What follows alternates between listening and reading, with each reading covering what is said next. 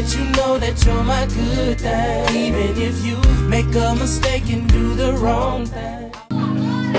Time on my hands since you've been away, boy. I ain't got no pain. No, no, no, no. The whole song.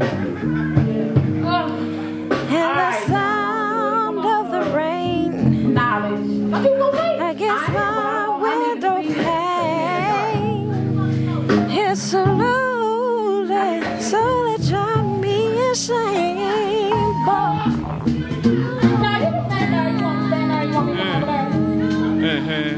you want me to come and get you? Me too. Give it up for knowledge, y'all. This is my problem.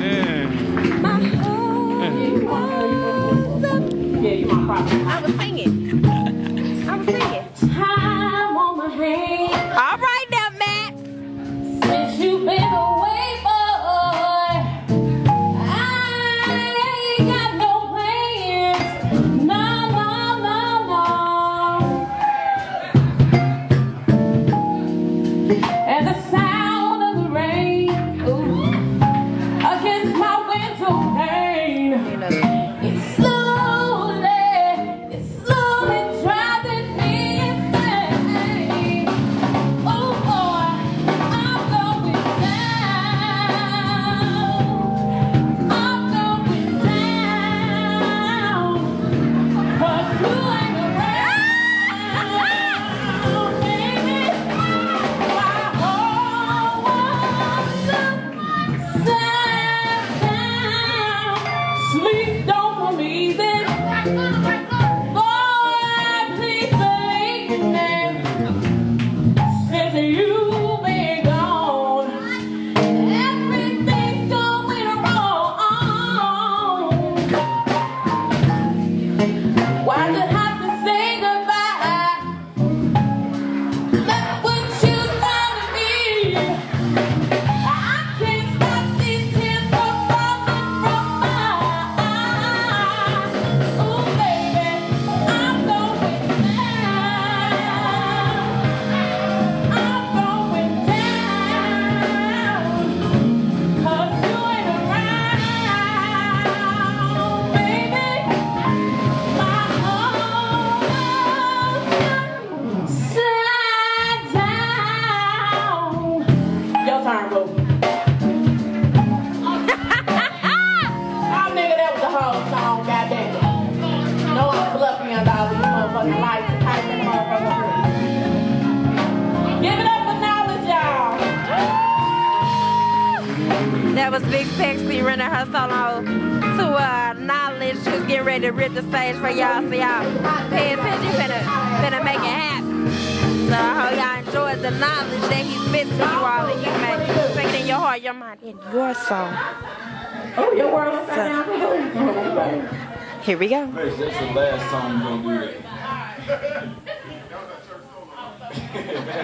that. Just practice on at church. No, nigga. I gotta pray without leaving. You have to do like 10 Hail Marys after that. Right, I'm gonna pray when I leave, for real though. Right.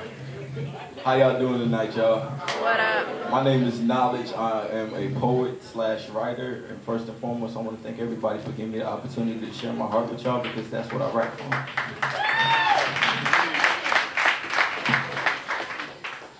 I'm going to do this poem. Take your time.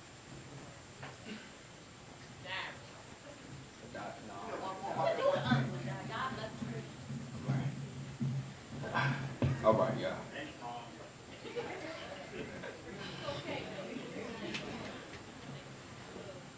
In 1963, I reached to the highest peak and peeked over Martin's mountaintop. But all I seen were the streets of D.C. overflooded by a dream deferred. America the beautiful, land of the free and home of the brave. But I've seen America in all of her splendor when the dogs were biting. When children were crying and bombs were flying and nightsticks were striking. I've seen America in all of her triumph, all while watching my brothers/sisters dying from scorching degrees of Mississippi burning while turning into trees that bear strange fruit. And even during the days of my youth, I've seen America's beauty peekaboo from behind white sheets revealing her naked truth. But now I'm expected to respect a flag that's well overdue on my liberty. I'm expected to neglect the fact that this shit right here ain't nothing new to me. So today I stand and say America the beautiful, land of the free that was built by the slave. And yet we so proudly easing down this yellow brick road of golden democracy that we fail to see the hypocrisy in all of our own policies. But we be too pretty to fix it. Like putting bullshit into the oven somehow makes it a biscuit. Cause this is America, the beautiful. Land of the thieving man from the cave. So explain, how do you confiscate native land from native people so that you have a place to take my native people from the native land? And yet I'm expected to understand how one man can be the leader of a nation that can't even articulate his own language. I'm talking about Curious George, y'all.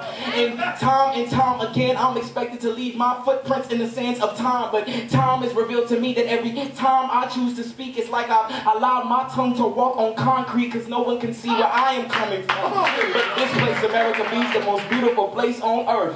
A place so dignified in her own right, my eyes have yet to see her total worth. But I think I sneaked just a small peek of her beauty at its highest peak down in New Orleans, when she took the children of her citizens and labeled them refugees. Then claimed that she couldn't save them because the floods were too deep. But just how much water is in between these so-called beautiful United States and the war across seas? And now I'm expected to neglect the fact that this war in Iraq has got my blacks burying like cell phones. I'm expected to pledge my heart's allegiance to a nation that pedestals a flag that hates all blacks, spics, chinks, white trash, and fags. Now that's some equal opportunity for that ass. And it seems to me that we seem to see this world through third eye so blindly out of focus, we've taken a nation full of weeds and mislabeled them as roses. And every time I think we've left this shit in the past, the shit comes back like a shack full of roaches. Case in point, the Gen of 6. But this place, America be's the most beautiful place my eyes have never seen since paradise. But we be too conceited to check that. We wear denial on our shoulders like the latest line of baton bags. And that be the perpetuation of a vicious cycle with a vicious sequel, which is the perpetuation of a vicious cycle from a vicious people. Because instead of on our hearts and souls, we chose to quote, "In God we trust," on the root of all evil. We so nonchalantly chasing and rat racing for this piece of American cheese that we don't even see that our seeds have been uprooted.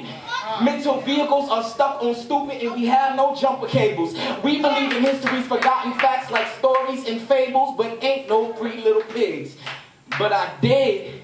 In 1965, take a walk on the wild side as one of those Black Panthers that National Geographic couldn't capture.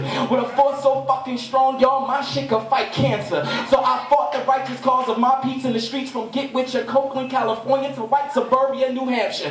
Then I rewind 10 years time back to 1955 in the back of an Alabama bus, when I was the pollination that gave that one rose in the park the spark to start a conscious nation. But they didn't hear me though, because 52 years later we still standing in favor not once but twice of a coke-headed cowboy running the White House.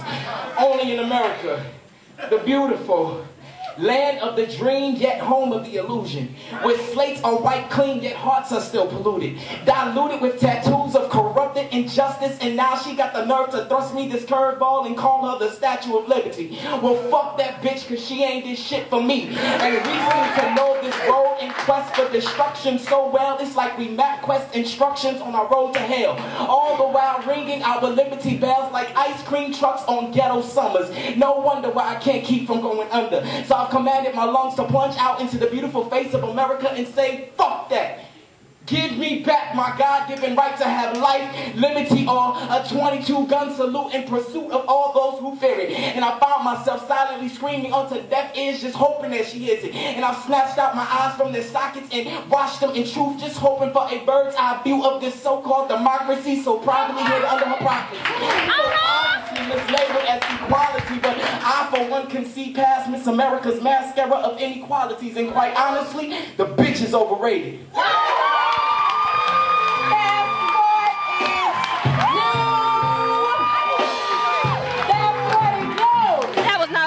Enjoyed it. I gotta go get a drink.